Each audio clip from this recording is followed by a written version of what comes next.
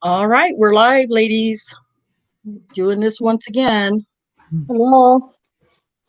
How's everybody doing tonight? Oh, I'm good. Sorry. And Oh, you're fine. there you go.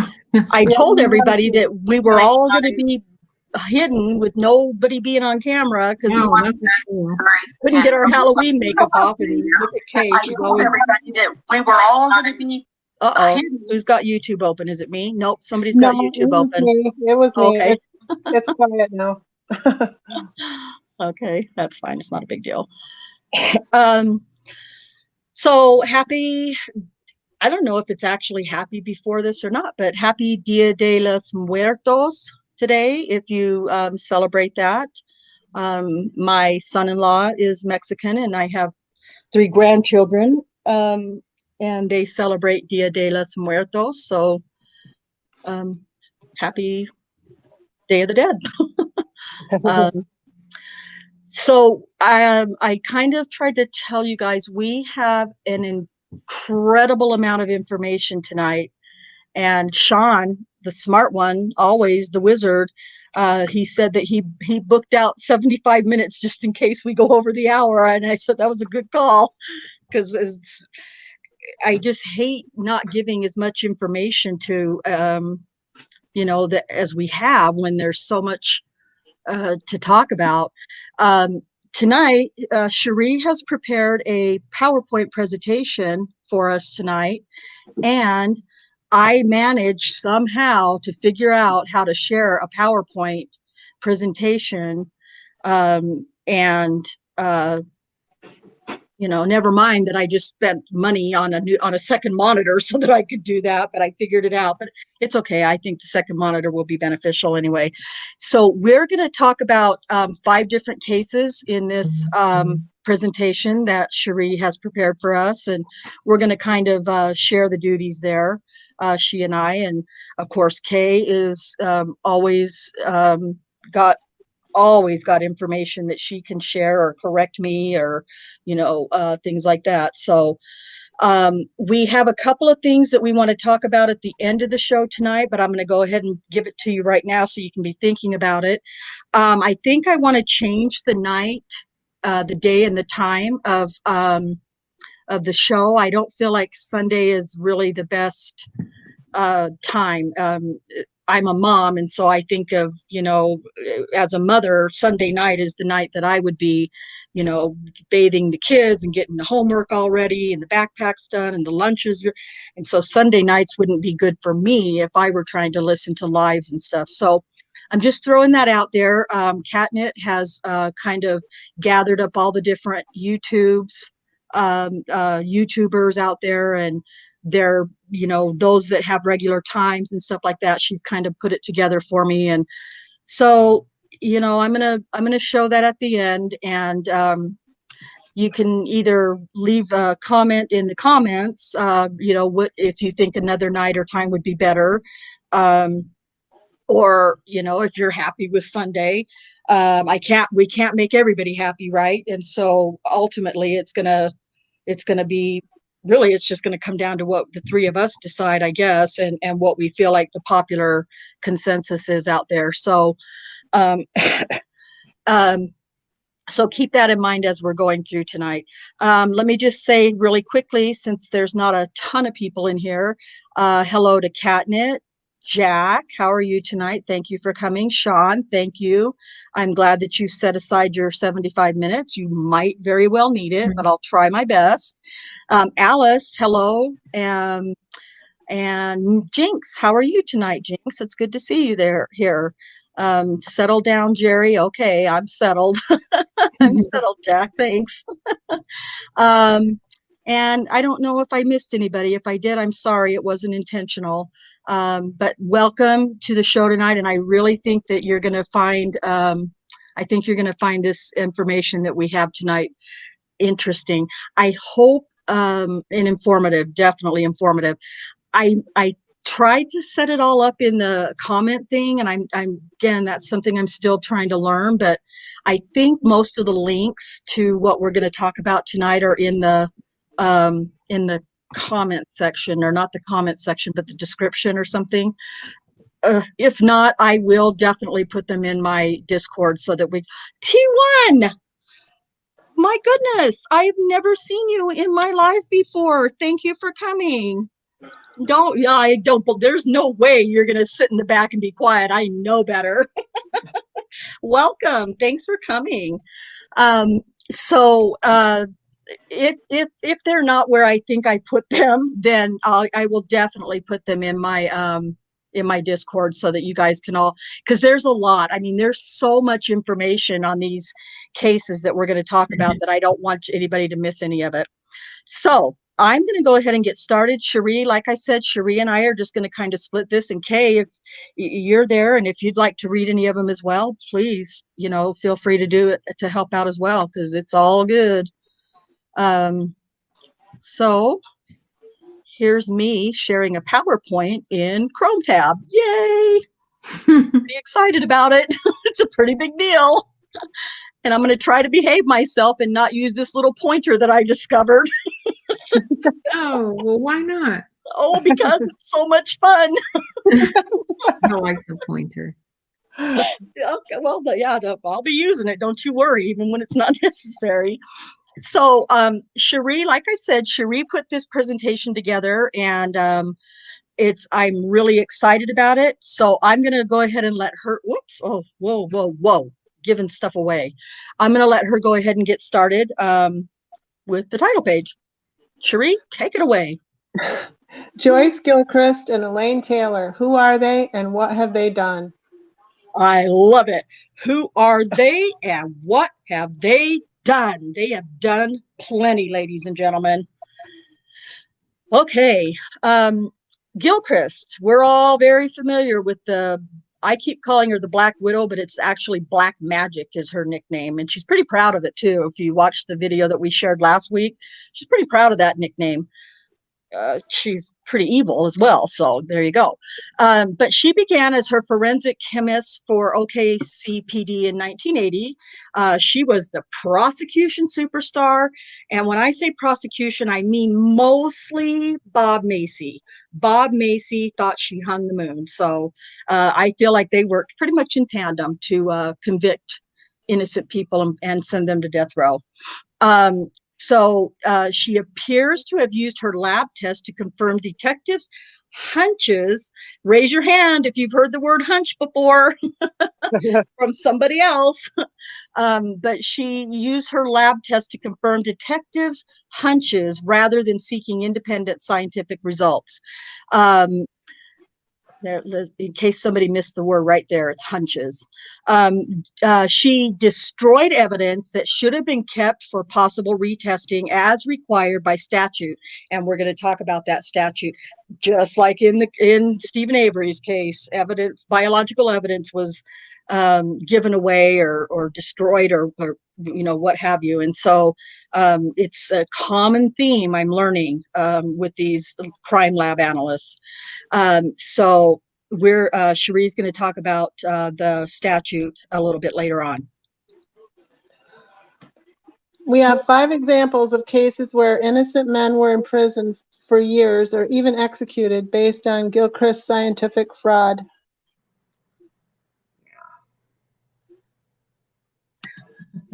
I'm not pointing anything out. I'm just going to let stuff go. It's really hard for me. So Curtis McCarty is one of the 5 more famous cases that Gilchrist falsified information or evidence. Curtis McCarty was first he was excluded of this crime, and then he was pinpointed as the suspect in a 1982 rape and murder by 2 consecutive microscopic hair comparisons. Anybody in the chat is probably familiar with the idea that it's microscopic hair comparisons are really pretty much considered, I think the word is junk science. I'm not 100% certain, but I think it's junk science. It's not a thing. So he was sentenced to death The Oklahoma Court of Appeals reversed the conviction because of three reasons. Uh, all because of Gilchrist. Number one, she delayed sending requested samples to the defense experts. So the defense had asked for the all of the forensic evidence and samples and whatnot, had asked for that for his trial, and they had been asking for a couple of months, if I recall correctly. And she was just never sending it, never sending it, never sending it. And the day before his trial, she sent that forensic evidence to the defense the day before trial.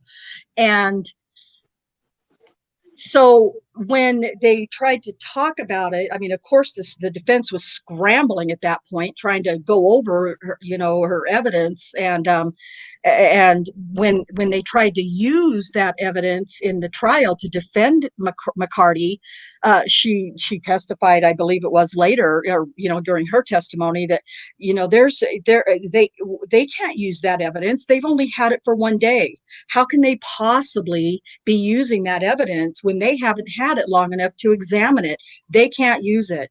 Well, that wasn't their fault. It was her fault because she didn't send it to them until the day before trial, but she pulled that anyway.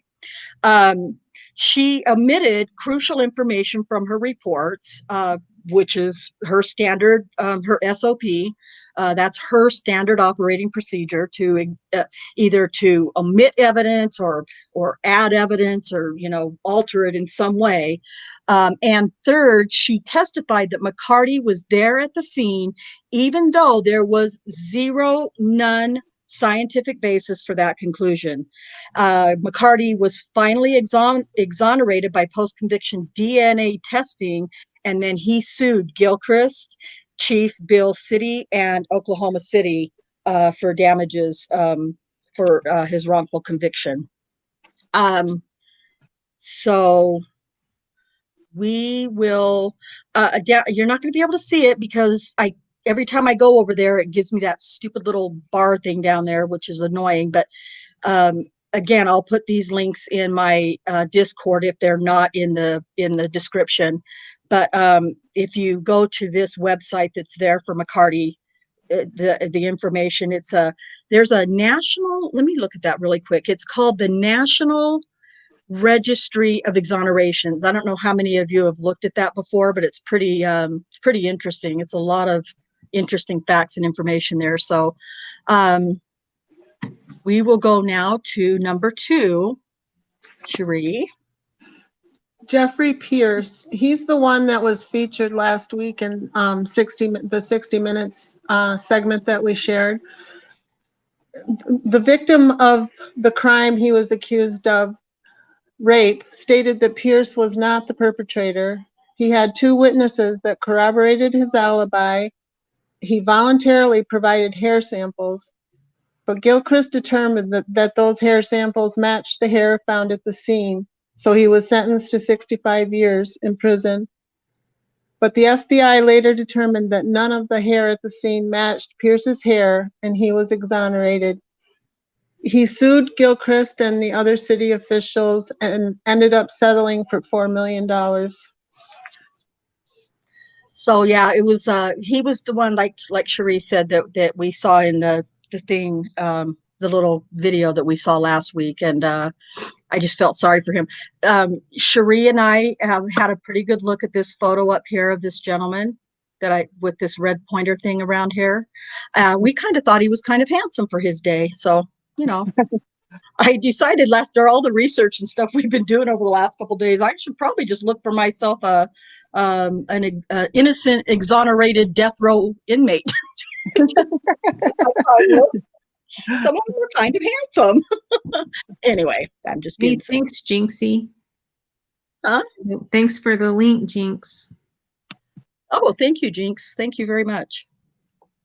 Yeah, I didn't give anybody any links to share tonight, and I'm really sorry about that. Hopefully, like I said, hopefully you can find them in the description. If not, my bad. So we're going to go now to Alfred Mitchell, number 3. Alfred Mitchell was charged and with rape and murder, and he was tried in 1992.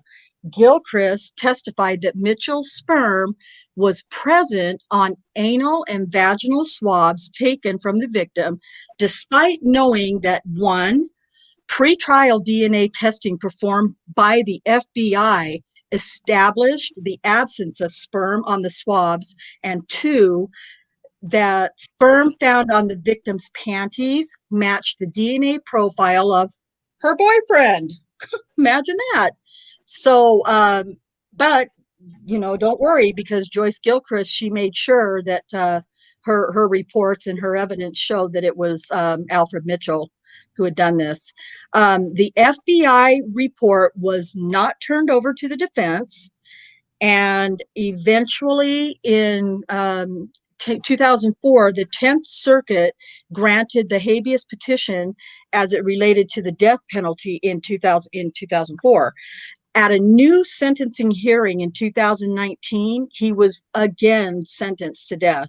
And as of now, of course, and Kay might be able to speak to it a little bit more, but because the death penalty has just recently been reinstated in Oklahoma after a hiatus, based on the fact, saying that the what's it called? That the lethal injection they were having problems, right, Kay, with the lethal injection in Oklahoma. They were having problems. I think what the deal was is the drugs that they were using to inject were expired or something like that. I know they had a botched execution, which is what caused them to suspend the executions. Because I think Richard Glossop is probably going to be the first one to be rescheduled. Yeah, I wondered about that because I've been reading a little bit about his case. His case is a little I don't know if it's the right word. Convoluted isn't the right word, but he Jinx, yeah, wow, botched execution. Yeah, it was a pretty rough scene, I think, in that botched execution. I did read about that a while back, and it was really, really rough. But Goslip, I believe Goslip is guilty, I think, of his crimes, but he was there was something about his case, and I shouldn't say anything because I don't recall. It's been a little bit since I've read about it, but he was guilty, but the evidence that was used to convict him was from Gilchrist was fabricated or mishandled, or all those things that our favorite crime analysts are famous for. So, but he is guilty of a crime, but it was the way that the conviction was obtained was wrong or something. I don't recall, but look up Richard Goslip if one of the mods wants to maybe Google that real quick and find it. It's actually I know where I read about it was in Mark Furman's book. He goes into a lot of detail about that case, the Richard Goslip case, now that I think about it. Check out Richard Goslip's, but I agree with Kay. I remember feeling like he would probably be one of the first ones to be executed once that finally does start to roll back out. It's been I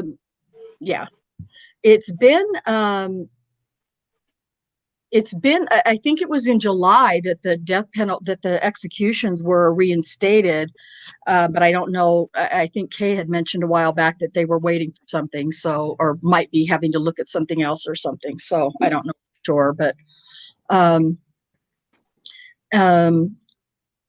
yeah, Sean. So then but I felt really bad for Alfred Mitchell.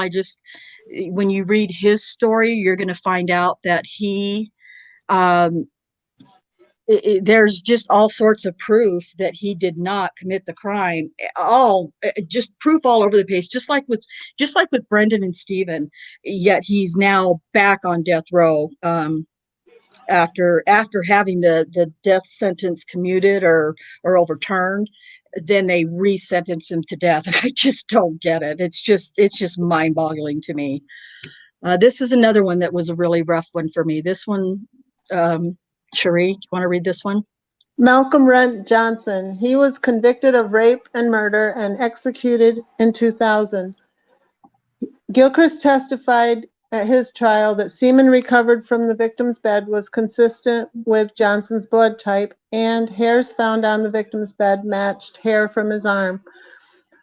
Johnson's request for a defense expert to counter Gilchrist's testimony was denied.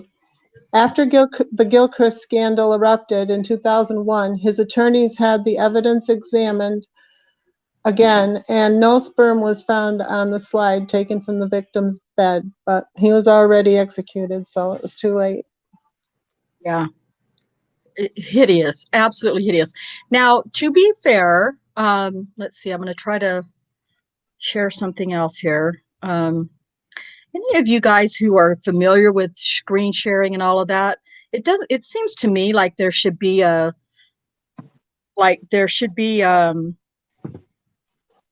they should be able to share more screens than having to stop and go out, stop screen sharing, and then come back and then go back. It just seems maybe that's another benefit of having more than one monitor. We'll see. But this is this one is, I also have this, I believe I have this linked in the comments or in the description below. This is a website called clarkprosecutor.org, and it's that talks about the death penalty, the death cases that have been carried out in the United States. In this article, I guess it's an article, I don't know what it's really called, but in this page for Malcolm Rent Johnson, there's several news reports or whatever that you can read from that have that you can click on when you get in there, and go to different spots, different things, and read. Now, I do want to read in the summary for Malcolm's case. October 27th, 1981, Frank Thompson found his aunt, 76-year-old Eura Alma Thompson, dead on the floor in her Oklahoma City apartment. Following an autopsy, the medical examiner found evidence of forcible sexual intercourse before death. He concluded that although Thompson was not strangled, she died of asphyxiation either because of pressure on her chest during the intercourse or because of the assailant covered her mouth and nose.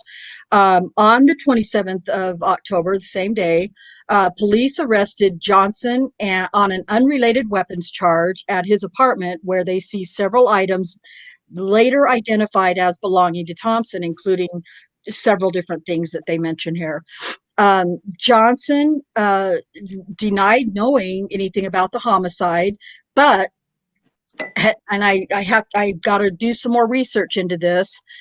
But when told that semen found in Thompson's body matched his own, he reportedly, that's a very important word to me right there, reportedly responded, "You couldn't have found my semen in her. I didn't come."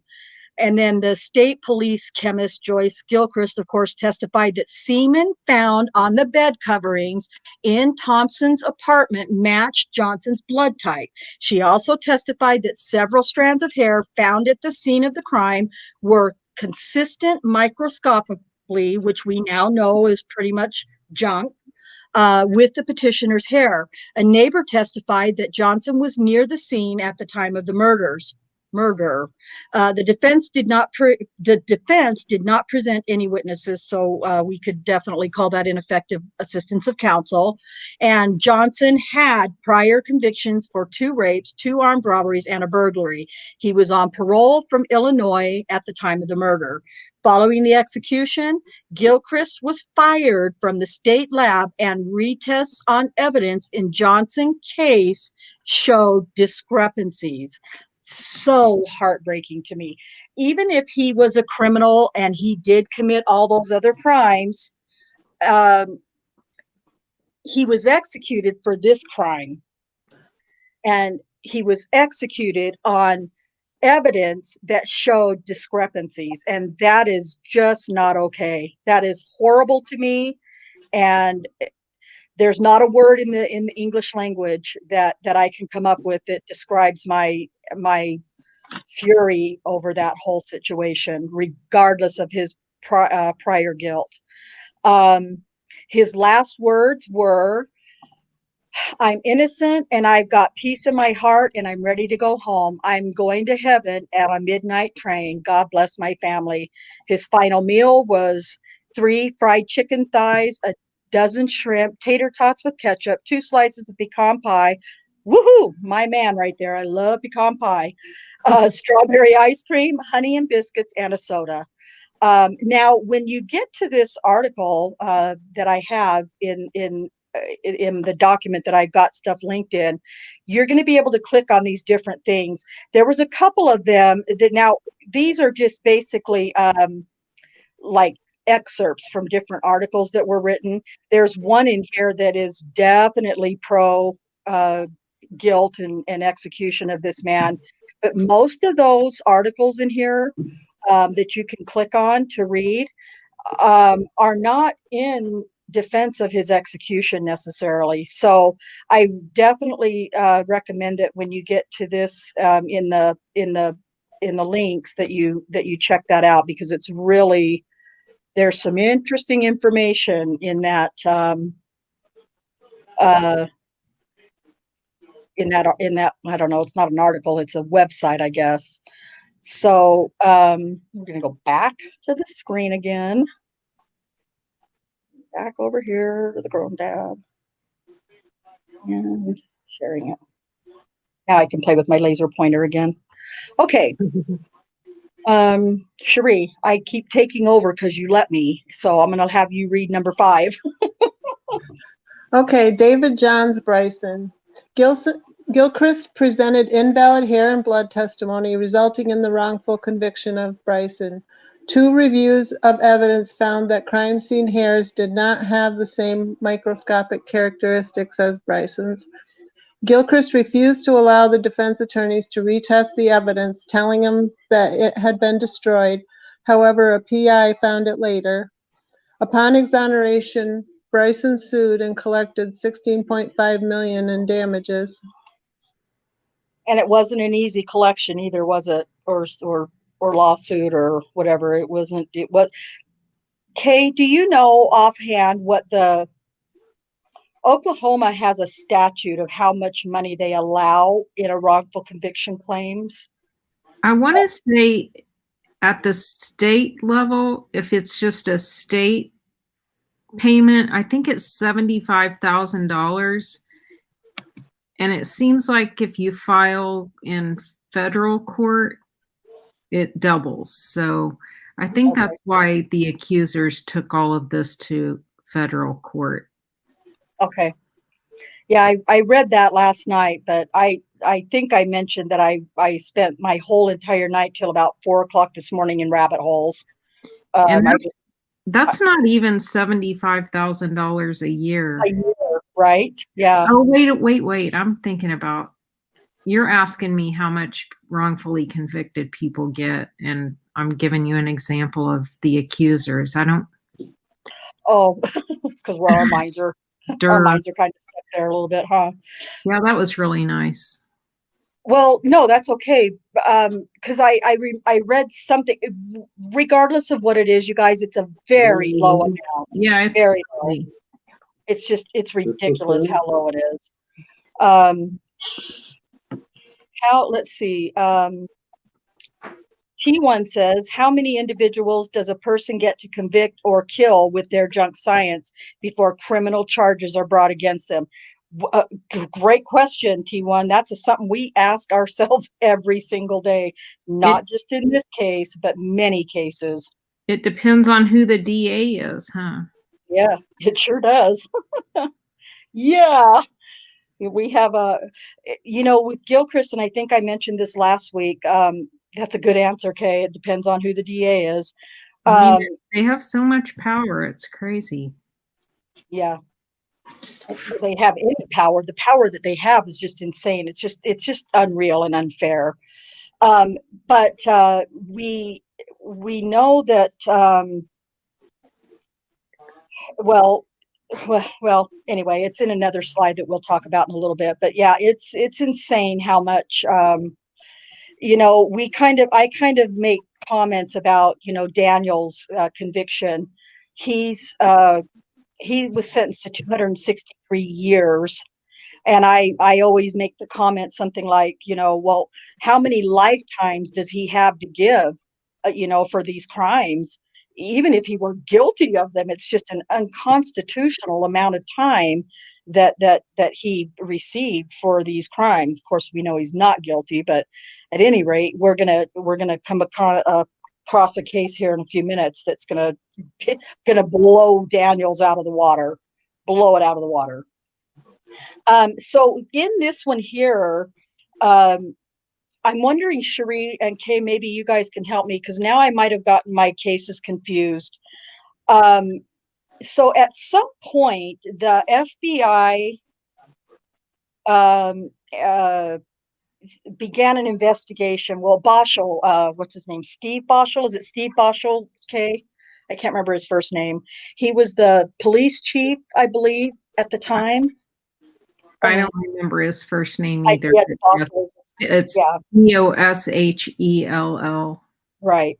And he finally at some point told Gilchrist, look, we've got a lot of crap that is starting to, not look good for you. It looks like you're making a fool of us.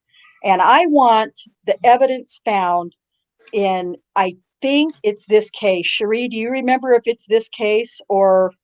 No, I don't. Okay. It was either in Bryson's case or it was in McCarty's case.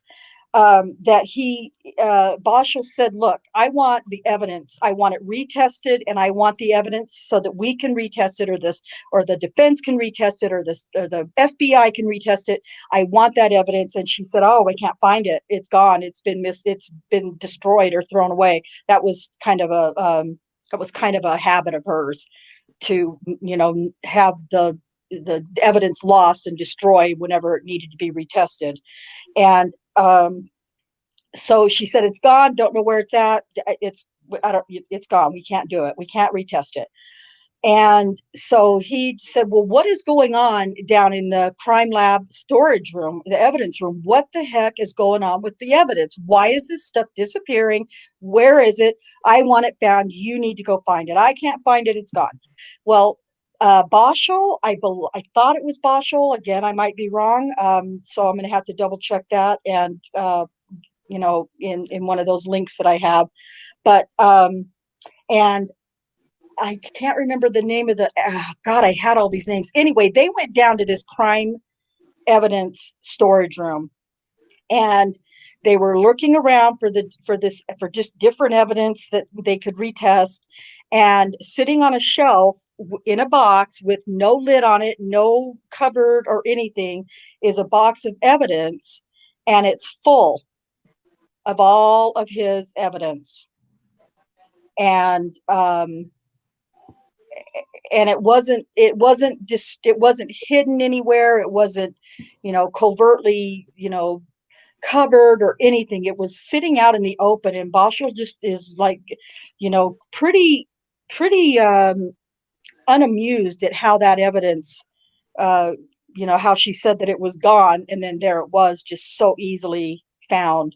I believe the next day. I think that, I mean, unless there's another case just like that, and that may well be, I think that was a 1988, around there, and she was talking about the David Bryson was a rape case, where she had testified about hair and semen evidence. And I think that is the evidence that she said they wanted to retest it, and she said it was lost. And later, someone, I don't recall who found it, but it was discovered and it ultimately was retested, and Bryson was exonerated in I think that was 88 that they were trying to find it, and I think it took till 99 for him Yeah. to be exonerated. Mhm. Yep, I believe you're right. It Mhm. was ridiculous amount of time later. That's right. But Yeah. anyway, Yeah, that's right. And even though, yeah, very, very frustrating. And these men are just sitting on death row, waiting at the court's, at Gilchrist's mercy, at the court's mercy, at the DA's mercy. And it's criminal what is done to these guys. Okay. So again, I know I took over, so I'm going to have Cherie read this one as well. Twice Gilchrist cleared the culprit and convicted an innocent man. Gilchrist testing cleared Ronnie Lott of rape and murder and convicted Robert Miller. Miller served 11 years before DNA testing exonerated him and linked Lott to the crime. In a second case, Joe White spent 19 years in prison before being cleared by DNA testing, while Gilchrist had cleared the actual killer. So this is Ronnie Lee Miller, no, Robert Lee Miller Jr. Here, and this one is Joe White. So Joe White ended up being exonerated and was released, and he had, when he went to prison, I think he was 23 years old, or something very, very young when he went to prison. And when he went to prison, he had an infant or a toddler son. And of course, he spent 19 years in prison. So when he got out, he had his son was an adult, but he didn't really know him. And he moved to another state to work with his brother, someplace in the Midwest, like Alabama or South Dakota or something. And um, just, living a simple, quiet life, just trying to I believe he had finally been able to buy his very first car all by himself. He was getting his life back and trying to get his life back in order. And um, he ended up, he worked in construction of some type. And when he ended up in a freak accident where a piece of machinery had kind of swung, I think, through the air and hit him in the head.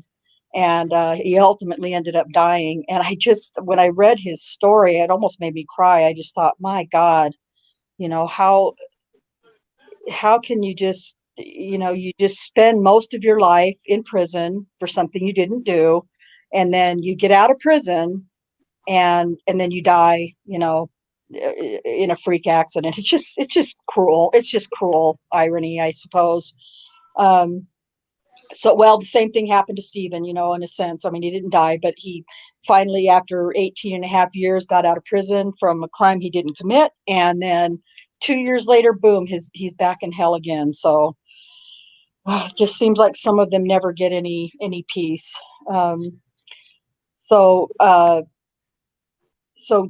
but the key thing here is that Gilchrist cleared one guy, cleared the actual murderer, rapist and murderer of the crime, and sent the innocent guy to prison, to death row, actually, for the crime, and letting the real killer go free. And then in Joe White's case, she literally cleared him of the murder. And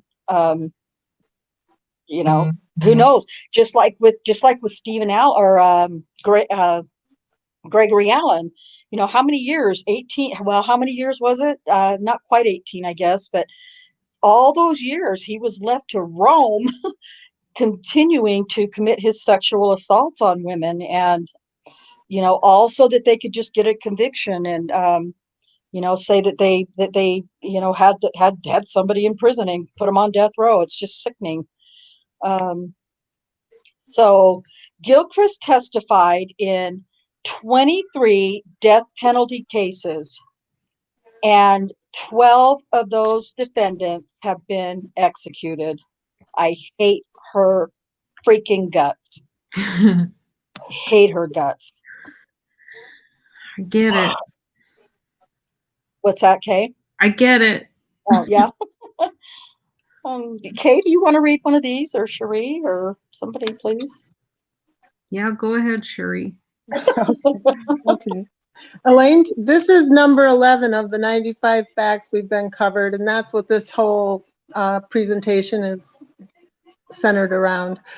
Elaine Taylor previously admitted to destroying rape kit evidence under orders from her former supervisor, the late OCPD chemist Joyce Black Magic Gilchrist, whose serial fabrications and scientific misconduct led to multiple wrongful convictions and disgraced the police department, city, and state. And this fact wasn't disclosed at Daniel's trial. So now we're going to learn about Elaine. Now we're going to talk about Elaine.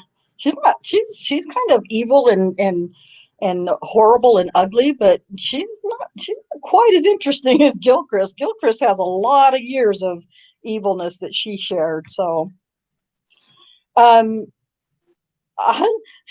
I love this. Look what Cherie's done. She has named from Black Magic Gilchrist to Twisted Taylor. I love it. I love Twisted Taylor. I think it's amazing.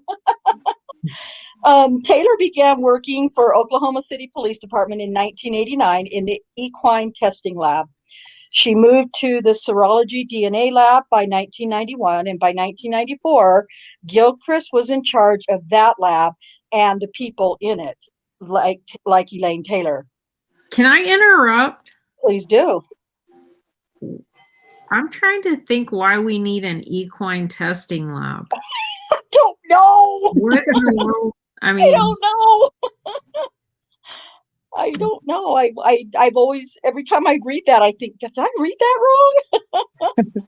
In the police department. Yeah. What? okay. Anybody out there in the chat know why that would be necessary for us to have, or for anybody for Oklahoma to have? I mean, I know there's horse country here, but it's not necessarily in Oklahoma County. Well, I still Anyway, don't. I'm sorry. That's like No, a rural move right there. I know. I wondered the same thing, and I just thought, well, maybe I just don't know, and maybe I just not need to ask, because maybe I sound kind of silly. But no, I wondered the same thing. I don't know. It makes no sense to me.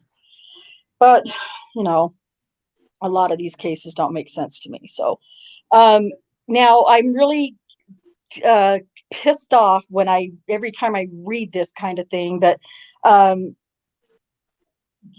Elaine Taylor says that the only reason that she was destroying rape kits and destroying evidence and lying about evidence and all the things that she did is because Joyce Gilchrist told her to, and she had to do it to keep her job safe. Again, at some point, we are all adults and we are all responsible for our own actions. And I like to believe that I would never compromise myself in that way. I would rather just not have a career. I hope, because I can't imagine.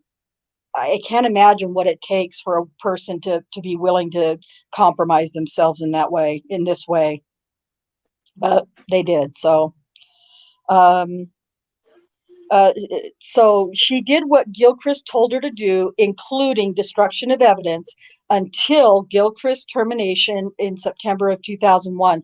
It says until here, but we all know that it wasn't just until, because Elaine Taylor carried on the legacy for Elaine Taylor, or for Joyce Gilchrist. All right, read it, Cherie. Twisted Taylor plays hide the evidence.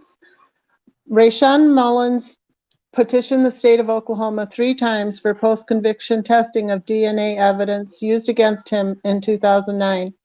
3 times he was denied. Why? Dozens and dozens of crucial forensic items in Mullins' case had been destroyed or lost.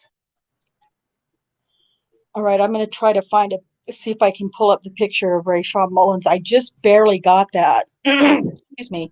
I just barely got the picture of Rayshawn just before we went live. So, Hey, while you're looking for that, okay. I think an interesting thing and is looking at key players in this, and the judge who is a reoccurring player is Judge Cindy. I think you pronounce it Trong. It's Truong. She's the one who set the $5 million cash bond for Daniel. And she's also, her name is also on some of the shady deals that happened with the accusers during the trial or since the trial even. So, I mean, definitely Judge Cindy Trong's name needs to be on the radar. Okay. Good to know. Interesting. Yeah, definitely.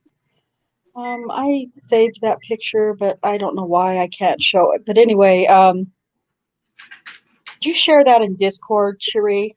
Oh wait, there it is. I put it in Discord. Oh, you put it in Discord, okay. Maybe I can do it this way. Let's see. It was a pretty big deal to me. I wanted everybody's pictures, but I couldn't find everybody. But yeah, I don't know why it's not opening. Oh well. It doesn't matter. It's not that big of a deal. But anyway, did you want to read that, Cherie, while I see if I can pull up his picture or no? I already read this slide. Oh. The next one is the one with the statute. Oh, okay. I'll let you discuss the statute while I see if I can find little Rayshawn's picture here. Okay, like in Wisconsin, Oklahoma has a retention of biological evidence statute, and criminal justice agencies must retain and preserve biological evidence for as long as a person convicted of a violent felony offense is incarcerated. The only exception where they are allowed to destroy it is if the criminal defendant is notified in advance and given 90 days to object. Okay, and that's those of you in the chat who are really, really familiar with Stephen's case, or even Cherie or Kay, because I'm familiar with it, but I don't know what the statutes are necessarily. But that's pretty much the same as it is in Wisconsin, right? With Stephen's biological evidence, if I'm not mistaken. Pretty much. I'm not sure about the time, how long, like how long the defendant would have to respond if he is notified, but he has to, I think at least in Wisconsin, they have to agree to it or, say, okay. Right. Whereas this sounds like, if 90 days go by and they don't hear anything, then they can do it, Okay. Yeah, it seemed like, I don't know, I could be wrong, but it seemed like, excuse me. So this isn't really very big, but this is Rayshawn Mullins right here. That Kay was, or that Cherie was just talking about before this other slide. So anyway, yes, he was another victim of faulty lies and evidence and whatnot. Okay, we are just about done, folks. Sorry, we're not sorry, we're just about done. And let me get back to the slide. Getting pretty quick at this, aren't I, guys? Come on. Okay, Mullins' evidence destroyed without notice, and that's what Cherie was just talking about. He's serving, this is the case I was talking about with the ridiculous amount of time. So Mullins is serving 1,015 years plus 6 consecutive life terms behind bars for multiple rapes and robberies. So his case falls under the statute. He was never informed that the evidence would be destroyed, stating that they never told me that they would destroy them. I found out when I got them papers. kind of like with Stephen, right? I mean, that's kind of the same. It was just by happenstance that we found out that Stephen, that the bones were, yeah, that the bones were given back to the hall box, which is still just covered with all sorts of fun controversy. So, yep, very familiar. Let's see, I'm just getting here to look at some chat things. I'm just so surprised that T1's in my live that I just can't. I got to just share his stuff. Let's see. He says it blows my mind that this person only lost their job for these acts. Where was there any type of civil suit from families of the wrongful convicted victims involved in those cases? No. The one that I want to say oh my goodness, Johnson maybe, or Johnson is, I think that they're still in litigation with him, but it's up in the air. I don't think that's the one. Which one is it, Cherie? Do you remember? No, Pierce got the $4 million settlement, and I think Gilchrist was involved in that. I don't know if she herself paid anything. I think just the city paid for that. Right. Yeah. And Bryson had the $16.5 million lawsuit. Okay. But he's maybe talking about the families of the people who were executed. Oh, That's okay. a good question. I'm not sure about that. Yeah, I'm not either. Probably. Well, I know I would. I think we all would be trying to find somebody to, do something with. I'd rather put them in prison personally, but whatever. Are there any other connections to these cases that we've highlighted today? Like, I mean, we know Elaine Taylor's connection, but Galen Giger, Kim Davis. Oh yeah. We got some good stuff coming up, don't we, Cherie? Yeah, it's the next slide, I think. I think it's the next slide. Okay. Okay, batten down the hatches. Here we go. You want to do the honors, Cherie? Okay. Taylor, Davis, and Prater. Biological evidence from 5 alleged victims in Mullen's case is gone, including the victim's purse, photographs, check, card, calendar book, checks, and papers, which were released to Oklahoma City Detective Kim Davis. According to the documents, their current location is unknown. Davis claims DA Prater's office has them. The DA's office denies having them after a thorough investigation. That reminds me of the recent, there are two articles that I think the Daily Oklahoman did. So it was David Prater's investigator. He filed a lawsuit against Prater for, I think it was for wrongful termination, saying that Prater fired him because he didn't want to investigate I think the guy's name was Christopher Steele. Anyway, he was heading up the criminal justice reform stuff, and Prater's really pissed off about all that. Oh. We don't need any GD criminal justice reform. You've seen Prater blow his top before on being interviewed. But so Prater was, he was actually involved in a trial where he was the prosecutor, which I'm not sure how often that happens. That'd be interesting to look at that case that he did that with. That's interesting why he felt the need. But anyway, so the investigator was alleging all of these different things, and one of them was that Prater has a treasure trove of evidence in his office that he's taken out of the Okay. evidence room. So that was the allegation. So Oh, this my is goodness. interesting to hear this. Oh yeah, we need to find out more about that for sure. But Prater fixed Oh my him because out there. What's I that? guess Prater is kind of like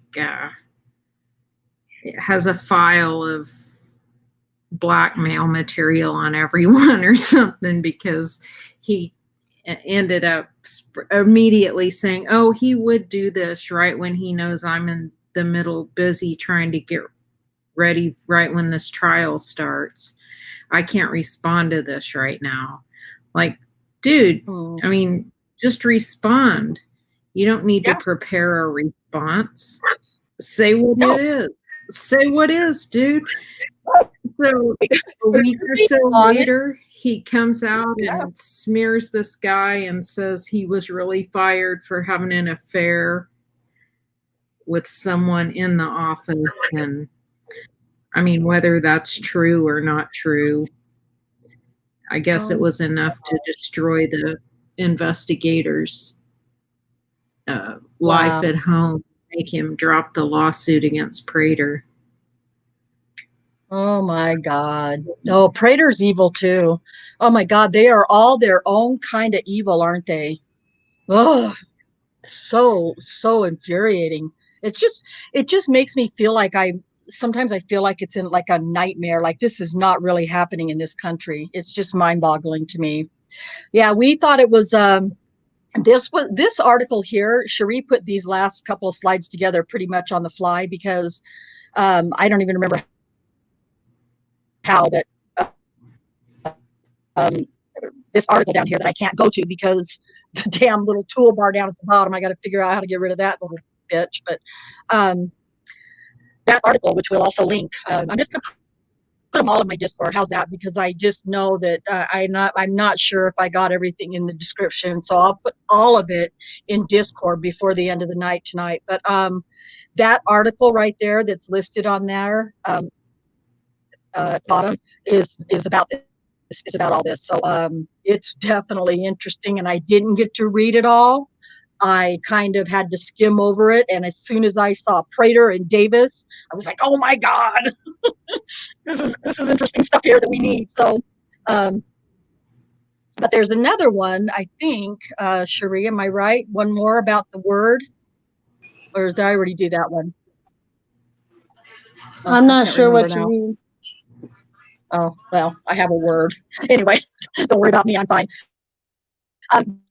The destruction of evidence and the lies continued. Taylor confessed to her OCPD supervisor, Byron Boschel, in 2000 that she destroyed untold numbers of rape kits after 2 years at the behest of Gilchrist. So she's saying here again, and this is also in Mark Furman's book, that she did this. She destroyed rape kits after 2 years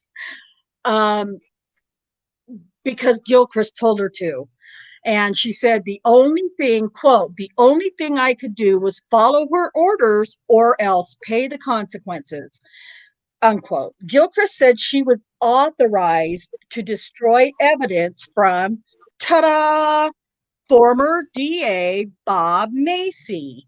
Now, Macy is a dirty, dirty bastard, you guys. I guess in Oklahoma, Kay, you could probably respond to this, of course, but I guess in Oklahoma, he was highly revered, like this major, wonderful cowboy of a man who fought for truth and justice. And I call it bullshit. Law I and don't order. know anything Law and truthful about order. it. Law and order, yeah. That was in a period of time where, tough on crime and all of that. And he was, I mean, he prosecuted everyone. So, And not just prosecuted either, though. Kay, how you doing over there, T1? Are you?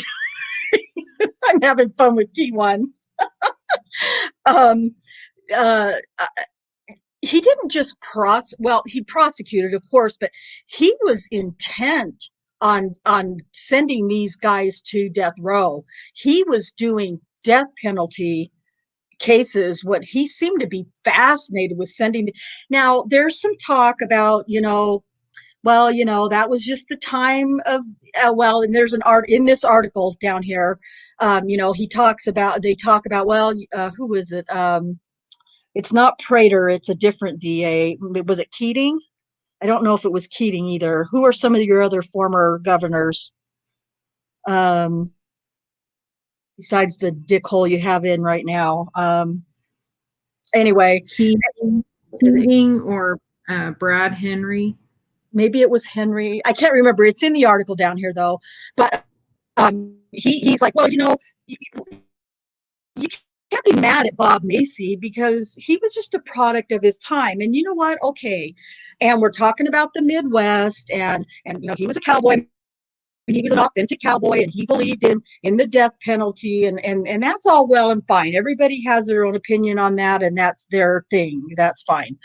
But when you read Mark Furman's book, I'm curious, has anybody, you doing okay, T1, or you need some seizure medicine or anything? Has anybody had a chance to or cared to get their hands on that scratching the fuck out of his screen now? I'm sorry, I'm just having a blast here with T1. He has never been in my life, but I haven't seen him for a long time anywhere, actually. Has anybody taken the opportunity to try to read Mark Furman's book or get their hands on it or anything? Because it really is such a fascinating book. And we're going to start reading that. I don't know, hopefully this week we'll start reading it in Discord. But, he has this, and he was really good at twisting things. And I'm trying to think of a passage in the book that I remember caught my attention. But him and Gilchrist, they were like buddies, and I just got the sense reading Mark Furman's book that they were always behind the scenes trying to find ways that they could do this. Oh gosh, what are the twist evidence or falsify evidence without using those words, but trying to find ways around evidence so that they could make these things death penalty cases. And I find Bob Macy, God rest his soul in hell, depending on how you feel about him. I find him just as bad as Gilchrist and Kim Davis and Rocky Gregory and David Prater and Galen Gigger. It's like they're this little club that they just pass down the legacies and the torches, and it's just disgusting to me. But anyway, here she says that Gilchrist said that she was authorized to destroy evidence by former DA Bob Macy, and we're talking about within two. So there's a rape occurs, and maybe the person's raped and murdered, or whatever the case might be, and there's a SANE test done, a SANE exam is done, and they send a guy to death row or they send a guy to prison, and then 2 years after the conviction, they just destroy the rape kits. What? Are you fucking kidding me? And so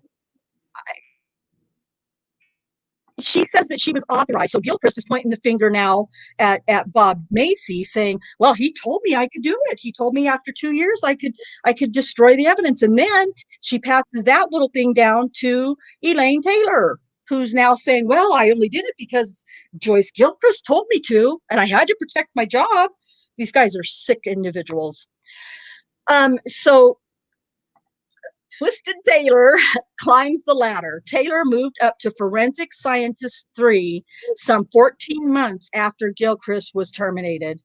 By the time Elaine Taylor abruptly retired, she was considered a senior forensic scientist with the police department. And in case anybody in our audience is not aware of this or does not know, or they're not familiar with Elaine Taylor falsified or lied about or created or refused to examine, didn't do the proper procedures, whatever, all of the above, and is the biggest reason, the second biggest reason why Daniel Holtzclaw is in prison for 263 fucking years. And I hate her too. I reserve that word for very, very, very few people in my life, and she's one of them. So that sorry, that wasn't the last of the things, but thank God she's now retired. I'm using my air quotes here. She's retired. I thought she died, and I guess I was wrong. Maybe that was just wishful thinking, because I thought she did not die. She's alive. Yeah, no, she didn't die. I don't wish, yeah, I don't wish people to die. But hey, you know what? I have a challenge for you guys out there in the chat. Anybody who can find a picture other than the one that that we showed in the first slide with Elaine Taylor's name and the picture of her and all that, if you can find me a different picture of Elaine Taylor, I'm going to, I don't know, get you a gift card for something, or I don't know, something, because I need a different picture of Elaine Taylor. And so when I was thinking about that, when I was thinking that she died, I was thinking, well, surely there's a picture in her obituary. She's not dead. So yeah, that didn't work out either for me. But and that's a true thing. I don't know where, I don't know how much, and I don't know what it'll be for, but I will get somebody a gift card if they can find me a different picture of Elaine Taylor. I've gone to ancestry.com because I have yeah, thank you, Kat. I have a membership or whatever to ancestry.com, and I tried finding any ways that I can to find pictures of this lady, and there is only one picture that I can find of her, and it's not an attractive picture. Maybe there are no attractive pictures of her. Maybe that's why she doesn't have any, but good God, it's frustrating not being able to find a picture of her to splatter all over the internet. So at any rate, before she retired, she was the head honcho in the Oklahoma City Police Department Crime Lab. Hag. Okay, Cherie, are you happy with me? You're doing great.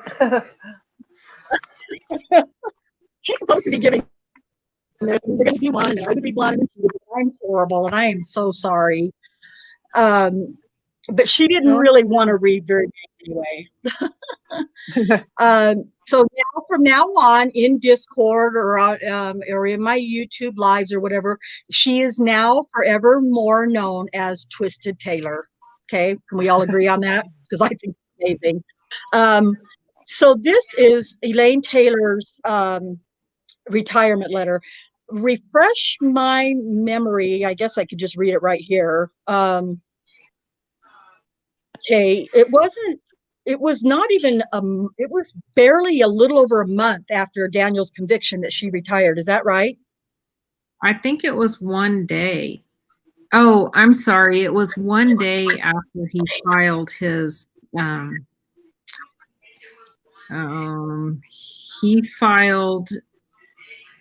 his appellate brief and motion for an evidentiary hearing on DNA evidence. He filed those both on February 1st, 2017, and she retired the next day. So that's weird. I'm going to read the letter for everybody because I think it's going to be hard to read, hard to see. This, huh? What did you say? I didn't say anything. Anyway, so Elaine Taylor, huh? Are you guys talking to me? I think someone has their TV on in the background. Is that what you're hearing? Or, Oh, maybe I mean, that's what it is. I've got all kinds of squirrels and shiny nickels and red dots and all kinds of shit in my face. I'm really struggling tonight. So Elaine Taylor retired.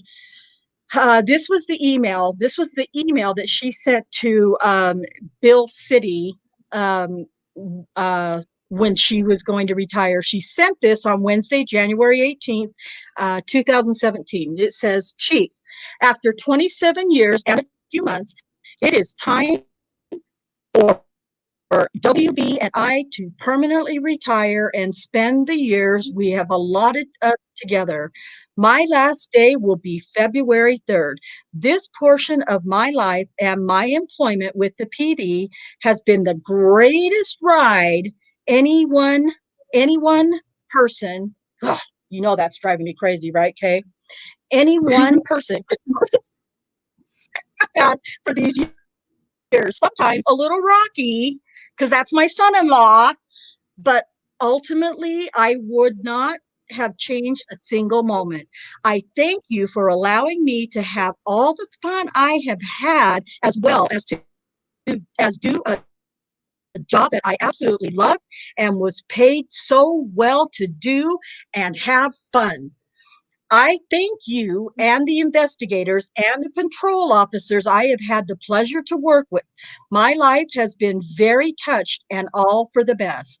I will miss everyone, but I have always been told you will know when it's time to go, and that time has come.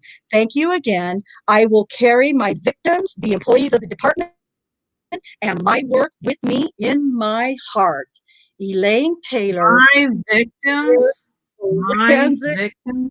Oh my scientist. God. God, Well, that says so it much all. fun. Yeah, she's had so much fun. I want to hurt her. I just want to hurt her. Ugh.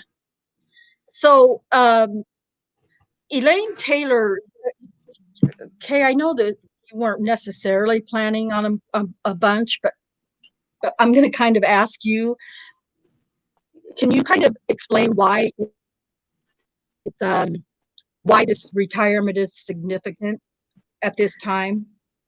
Well, so, obviously, and I didn't realize that of her resignation letter was written 2 weeks before she retired. That's new information to me right now. Mm-hmm. So Daniel filed his direct appeal and the motion for an evidentiary hearing for the DNA, which on February 1st, 2017.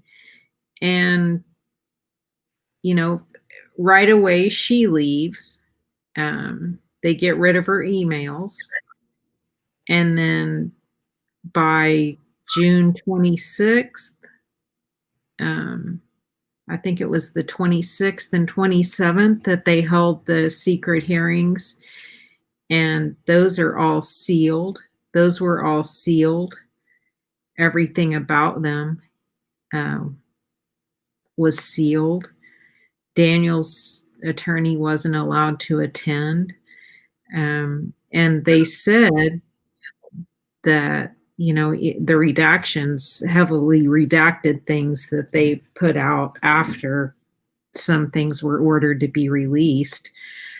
They said that they cited personnel, that because it was personnel issue, that the information was confidential, and that they weren't going to be disclosing that because it was basically her personnel file. But Elaine Taylor wasn't at those secret meetings that I know of. Oh, she I don't wasn't. know. Oh, I didn't know that. I don't think she was. Okay. But maybe I'm wrong about that. I've seen those videos of the people coming in and out, and it was Campbell Ruddock, her boss. It was Huh? the city of Oklahoma City's civil attorney. I think his name's Richard Smith. It was Yep. Galen Gigger. It was people from the DA's office and people from the brass of Oklahoma City Police Department.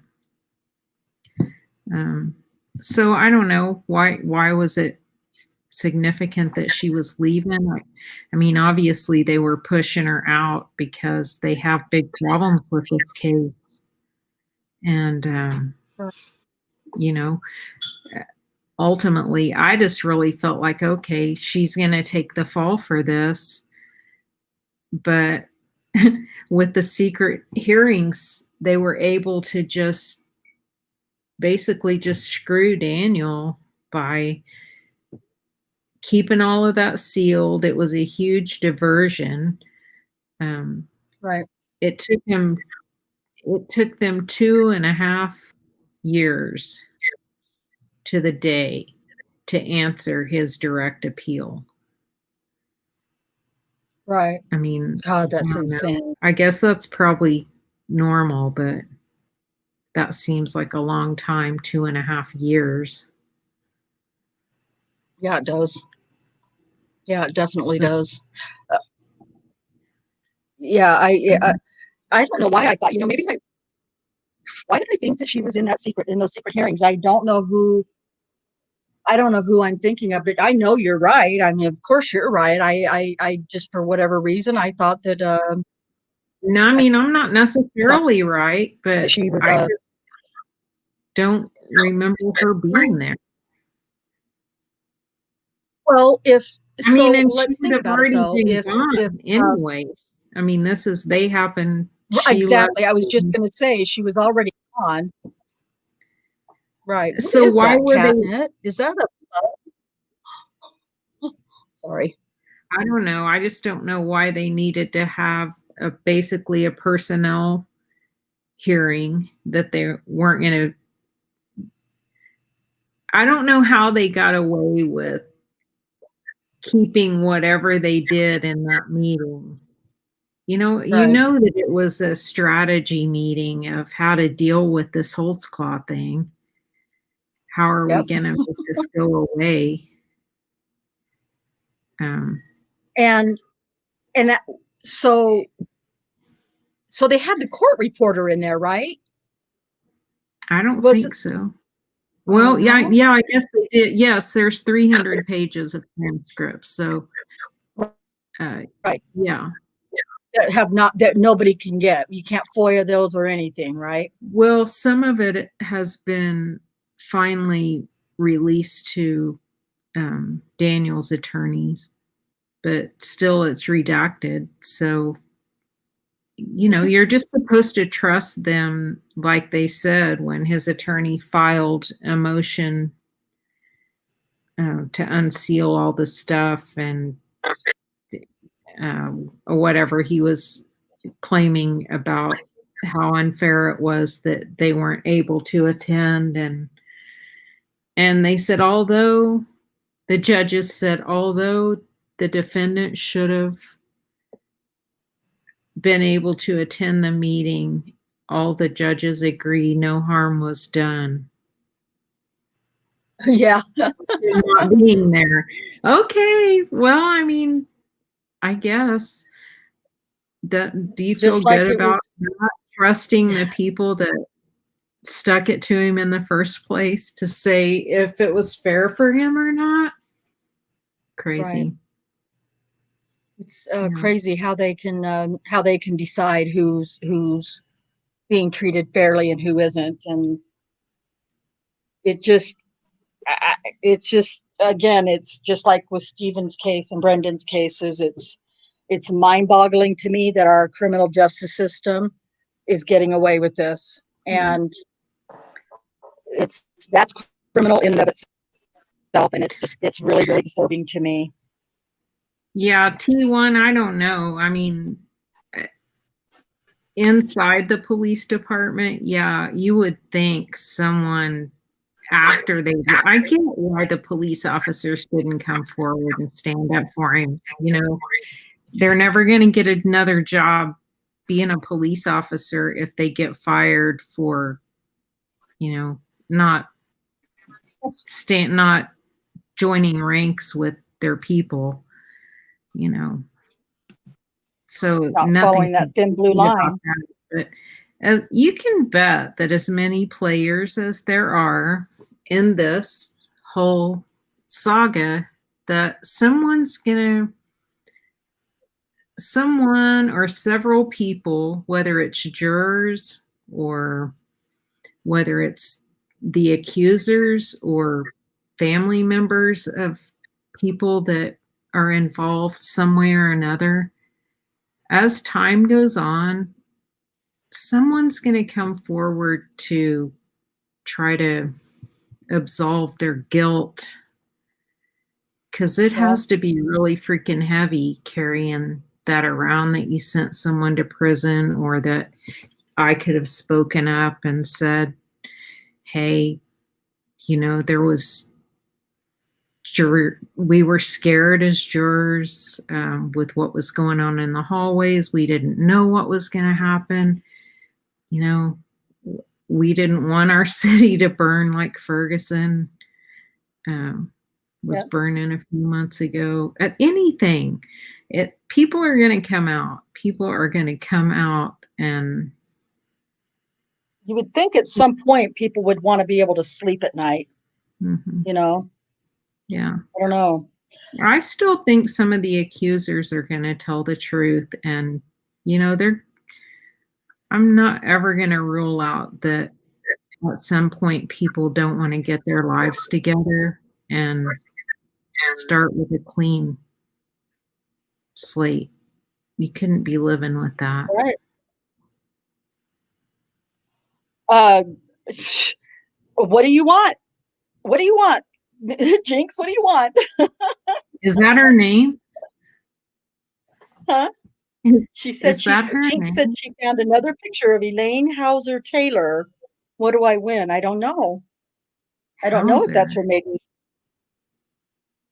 I can find out right now. We're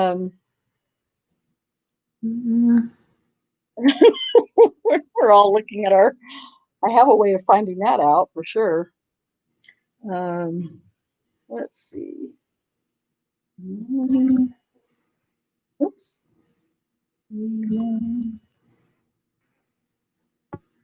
Sorry guys, I gotta find it. We should just ask Jinx. I'm sure she knows. Well, it's Jinx that she's the one who found the picture. Right. Of course. Of course. Right, yeah. Yeah. She's our yeah, right. Yeah,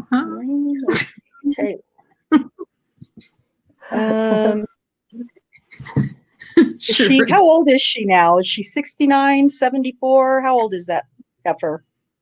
I don't know. Oh God. If she graduated in 68, she'd be about 70-ish, maybe. Something like that. Let's see. She is. Oh no, sorry. 2018. Elaine, let's see, Louise Elaine Taylor. What's that? Right now. Okay. 69. Oh, she's 69. Okay. That's what she said.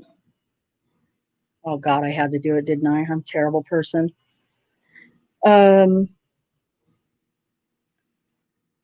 So well, that's gross anyway to think about.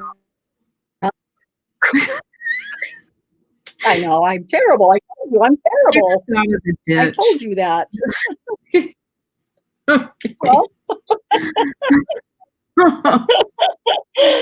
Oh God. Teresa, here we go. It's Okay, her name is Elaine Marie Taylor. Let me see if I can find a maiden name for her. Hauser, and you know what? I think you're right, though, Jinx. I've looked for her before in Instant Checkmate, and I think it's right. But I'm going to double check. Are you trying to decide what it is that you would like to have as a treat? Or as a gift card? Or, let's see, personal. Possible related people. So she wasn't, oh, never mind. I was going to say she wasn't born in 1963. Elaine Marie Taylor's.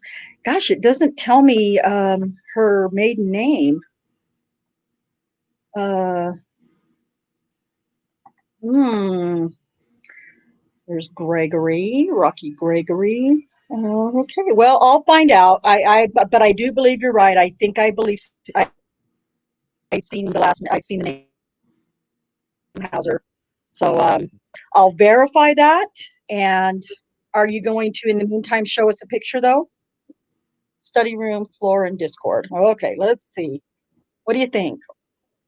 Should we go look and see? I'm gonna go look see. Sorry, I know I'm wasting time here, but I'm like so desperate for a damn picture of her. Oh, look at you.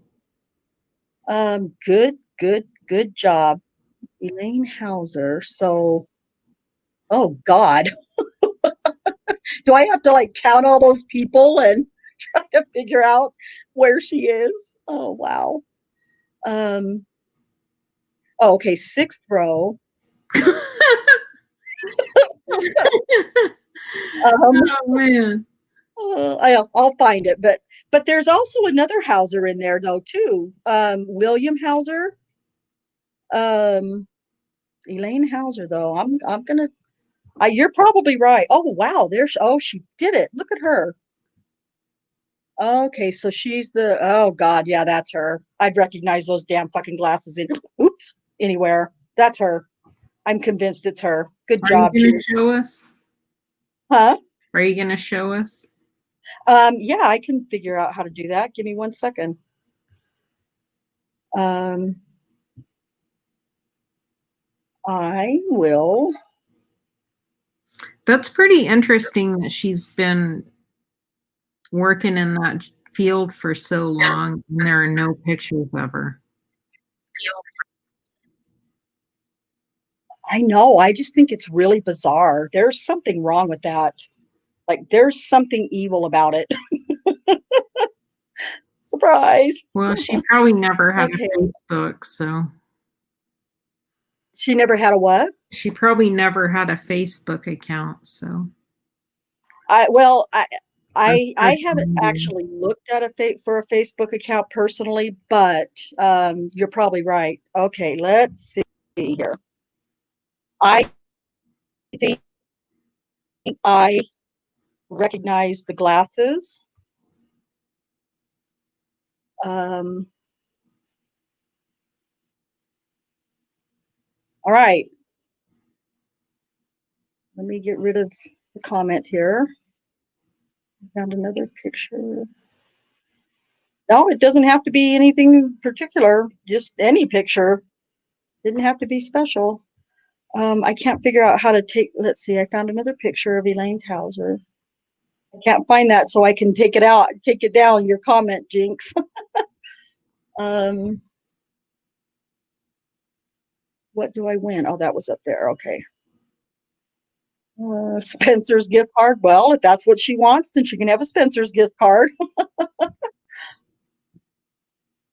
Oh God, I'm trying to figure out how to get her comment off of there so I can show the picture better, and I can't find her comment. She was a sophomore in 68. Does that look like her to you? I don't Hey, know. it sure does to me. Well, I'm sure it is. Those glasses are just so familiar to me.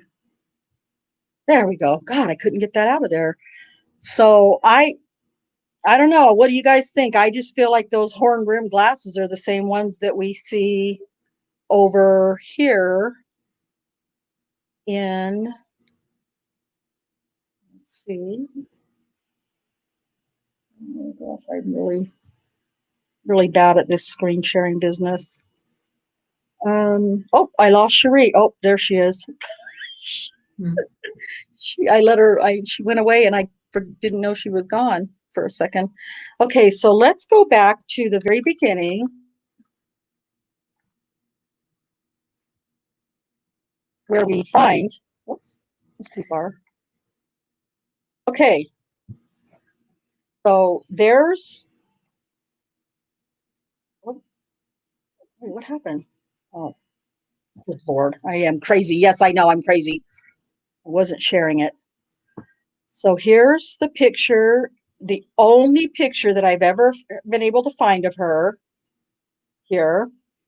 And then let's show this one again, because it'll take me 500 years to get there. Those glasses look very familiar to me. Did you decide what gift card you wanted, Jinx?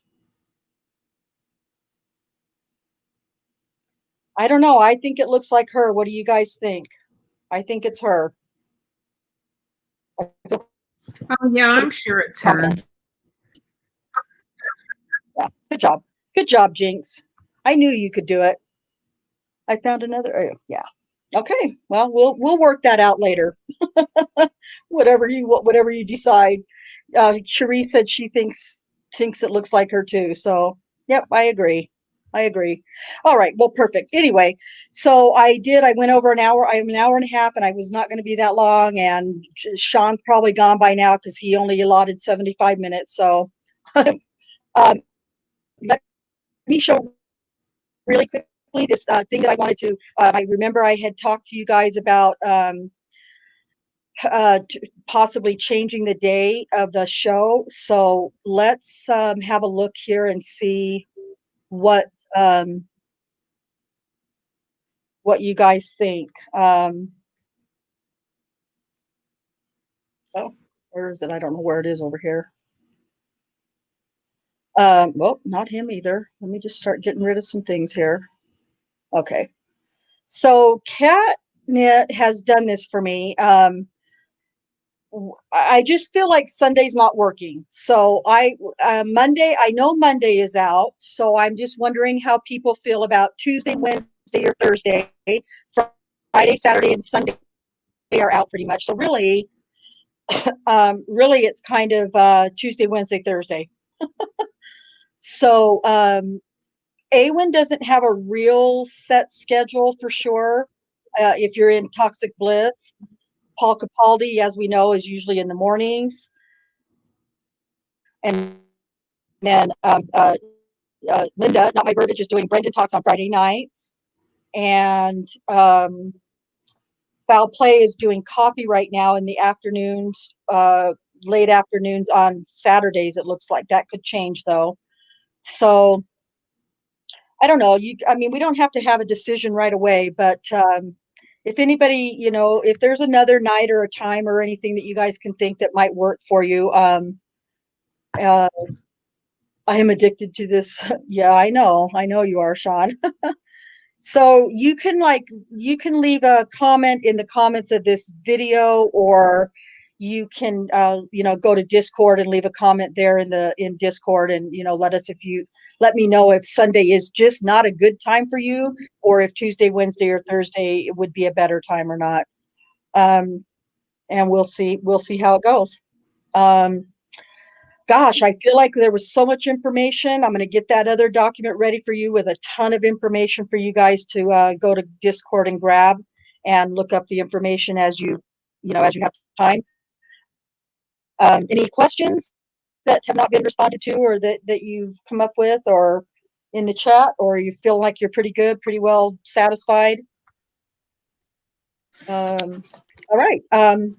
I think we will probably let it go at that then, if everybody's what did you say? Oh God, you guys are funny. You guys are killing me. Shireen, did you have anything else that you wanted to add? No, just thanks for being here, and please continue to follow Daniel's case. Join Yep. us on Discord. Yes. With all of this stuff that Cherie has come up with, and we've kind of come up with, this last for just this thing tonight, there's a ton of information that we can all start, helping out to research. So hopefully everybody will join in and start looking at different things, different aspects of it, and we can start finding out all the other little dirty details that we don't know. I think there's going to be a lot of information, Kay, in that one, in that article, that 2019 article that we were referencing, and Yeah. and some names and stuff like that. So we're going to start looking into that as well. I do want to start doing the book club this week, reading Mark Furman's book. So here's what I'm going to do. I'm just going to get in there and just start in one of the channels in Discord. I haven't decided which one yet, but I'm just going to go in there and just start reading. I'll read to myself. I don't care. You can come and listen or read or whatever or not. It's fine with me. Kay, anything else that you'd like to add? Thank you for joining us. I did get a message that there's a case of coronavirus at the prison. So they're on some sort of a lockdown.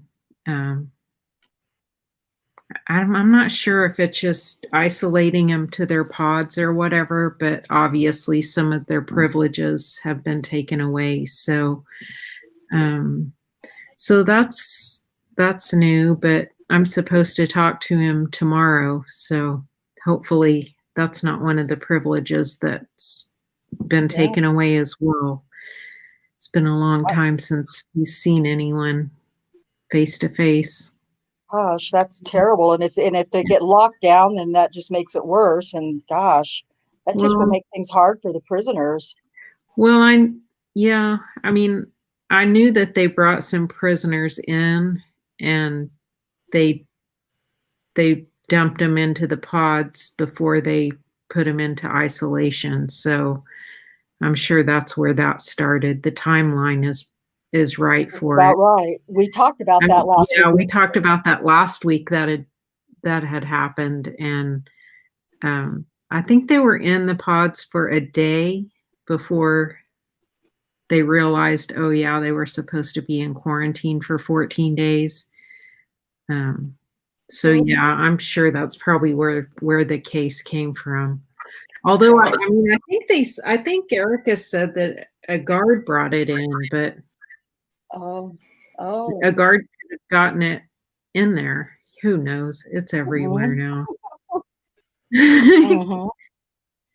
Yeah, That's who knows it. now? Everything is ground zero now, right? Everybody, everything. I know our prison, I think I was telling you guys, our prison here in Utah is on full lockdown now. So we're also having, it's just for our population, comparatively to other parts of the United States, we are just out of control here. So hopefully I don't end up with COVID in the next month. I'm sure I won't. I shouldn't have said that. That wasn't nice. But all right, well, then we're going to go ahead and end it then, I think. And thank you guys so much tonight. I think we had 12 or 13 tonight, and that's amazing. I'm so excited about that. Go over to Discord and let us know if you have a preference on Tuesday, Wednesday, or Thursday. And Cherie, thank you so much for those amazing slides. You did a great job. I really enjoyed it. I really enjoyed trying to do some of the research for it. It was really great. It was a good time. So with that, I think we will go ahead and end the broadcast, and I will just see you guys hopefully in Discord this week. Thank you. Bye, everybody.